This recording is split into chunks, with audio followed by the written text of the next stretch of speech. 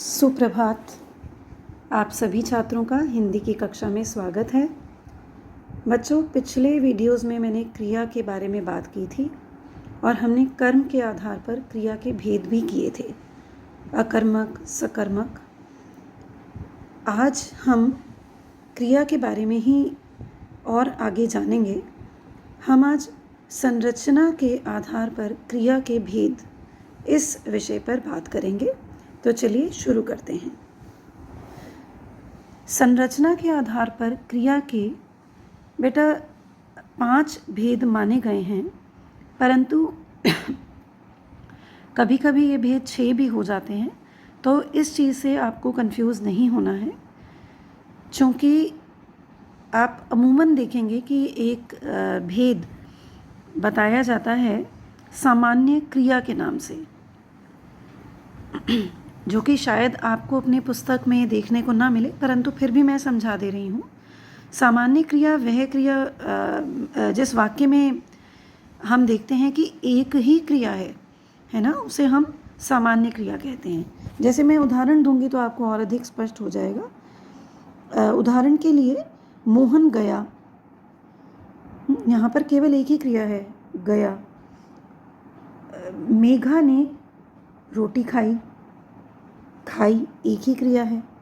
तो ये हो गया सामान्य क्रिया, जो शायद मैंने बताया कि आपकी पुस्तक में नहीं है, तो जो है हम उस पर भी बात कर रहे हैं। उसके बाद आता है संयुक्त क्रिया। संयुक्त क्रिया बेटा जैसे कि नाम से ही स्पष्ट है, संयुक्त माने जुड़ा हुआ, दो।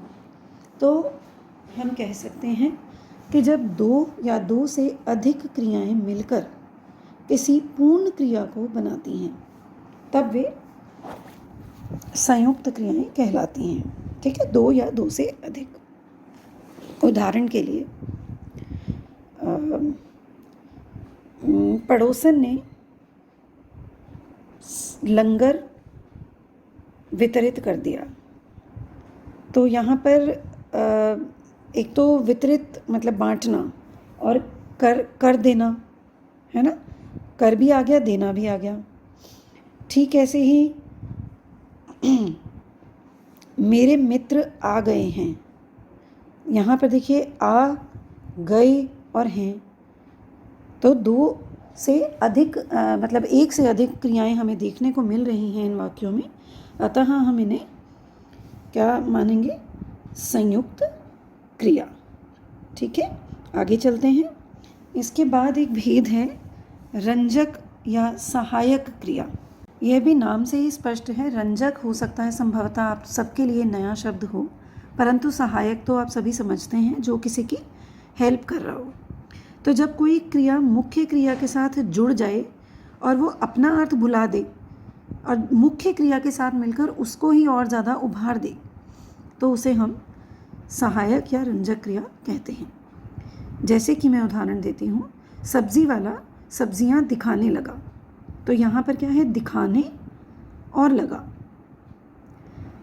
तुम अंदर आ जाओ, आ और जाओ दोनों ही क्रियाएं हैं। तो यहाँ पर ये मुख्य क्रिया है आ, आना, आ, और जो रंजक क्रिया है वो जाओ। ठीक पहले ऐसे ही पहले वाला जो उदाहरण दिया गया था, उसमें मुख्य क्रिया क्या थी? दिखाने, और लगा सहायक क्रिया या रंजक क्रिया हम कह सकते हैं। आगे चलते हैं। तीसरा है नाम धातु क्रिया। बेटा नाम धातु क्रिया माने जब संज्ञा, सर्वनाम और विशेषण शब्दों से बनने वाली जो क्रियाएं हैं, जब उनसे उन शब्दों से क्रियाएं बन जाती हैं, तो हम उन्हें नाम धातु क्रिया कहते हैं। जैसे मैं उदाहरण देती हूँ आपको संज्ञा शब्दों से बनी क्रियाओं का। हाथ क्या है? संज्ञा, संज्ञा शब्द है, सब जानते हैं। उसी से मैंने एक क्रिया बना दी हथियाना। उसने मेरा सारा सामान हथिया लिया, है ना, वह हथियाने में माहिर है। ठीक ऐसे ही एक शब्द है गांठ, संज्ञा शब्द है। गठियाना, मेरे मतलब किसी पे आप रौब देते हैं। ठीक ऐसे ही लाज, शर्म, लजियाना। फिर सर्वनाम शब्दों का कुछ उदाहरण देख लेते हैं। जैसे कि अपना, अपनाना। विशेषण में अगर बात करूँ, गर्म, गरमाना, है ना, माहौल गरमाने लगा। तोतला, तुतलाना। तो ये सभी चूँकि संज्ञा, सर्वनाम अथवा विशेषण शब्दों से बनी हुई क्रियाएं हैं, इसलिए हमने इन्हें नाम दिया नाम धातु क्रिया। इसके बाद है प्रेरणार्थक क्रिया। प्रेरणा का अर्थ क्या होता है? किसी को मोटिवेट करना, प्रेरणा देना। ठीक, तो जहाँ कर्ता जो है वाक्य में, जब वह स्वयं कार्य न करके किसी दूसरे से करवा ले, तब हम वहाँ पर मानेंगे कि प्रेरणार्थक क्रिया है। जैसे कि मालकिन नौकरानी से बर्तन साफ करवाती है।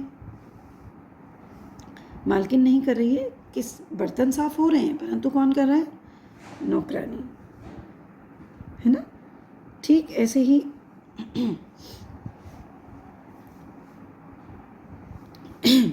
माफ़ी चाहती हूँ मैं आपसे जी।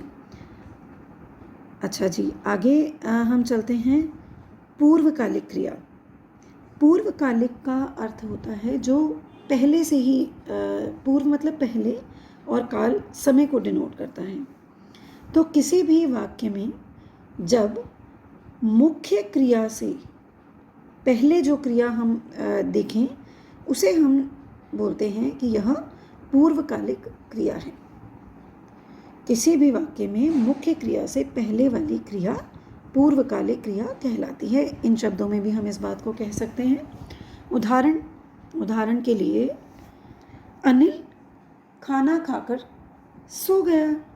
अब यहाँ कौन सी देखिए क्रियाएं हो गई? पहले आ गई खाना, खाना तो माने भोजन, पर खाकर एक क्रिया है, भाई खाया उसने, और उसके बाद क्या किया? सो गया, फिर से क्रिया है। तो पहले वाली जो है वो पूर्वकालिक हो जाएगी, खाकर। ठीक ऐसे ही अनीता पढ़कर खेलने लगी। तो पढ़कर, पहले उसने पढ़ा, तो पढ़कर जो शब्द है, जो क्रिया शब्द है, वो क्या हुआ? वो पूर्वकालिक क्रिया के अंतर्गत हम उसको मानेंगे, है ना। जैसे कि पक्षी उड़कर डाली पर बैठ गया। तो पक्षी ने पहले क्या किया? उड़ा, और उसके बाद उसने क्या किया? वो डाली पर बैठ गया। तो बैठना भी एक, आप सभी जानते हैं कि यह भी तो एक क्रिया ही है। तो उसको हम क्या मानेंगे? पूर्वकालिक क्रिया। तो आशा है आप सभी को ये भेद स्पष्ट हो गए होंगे। उदाहरण मैंने दिए हैं। तो अगली वीडियो तक के लिए टाटा, बाय बाय, धन्यवाद।